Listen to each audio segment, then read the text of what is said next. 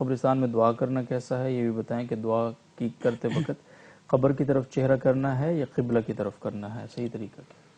دیکھیں، قبرستان میں ایک تو مسنون طریقے سے داخل ہونا چاہیے، اور داخل ہوتے وقت ان کو سلام کرنا چاہیے، جو سلام کے الفاظ حدیث میں منقول ہیں وہ پڑھنے چاہیے،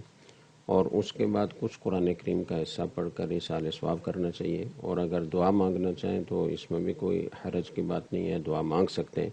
اور دعا مانگنے کے لیے چہرہ قبر کی طرف ہو یا قبلہ کی طرف ہو، دونوں صورتیں فی نفسی ہی جائز ہیں، چونکہ جو بھی دعا مانگ رہا ہوتا ہے تو کوئی صحیح العقیدہ مسلمان وہ قبر والے سے نہیں مانگ رہا ہوتا، وہ اللہ ہی سے مانگ رہا ہوتا ہے۔ تو جیسے عام حالات میں کسی طرف بھی رخ کر کے دعا مانگی جا سکتی ہے، قبلہ رخ ہونا یہ دعا کے آداب میں سے ہے، تو وہاں بھی مانگی جا سکتی ہے، لیکن چونکہ ہمارے اس زمانے میں عقائد کا ذوف بہت ہے، اور بہت سارے لوگوں کے عقائد حد درجہ فاسد ہیں،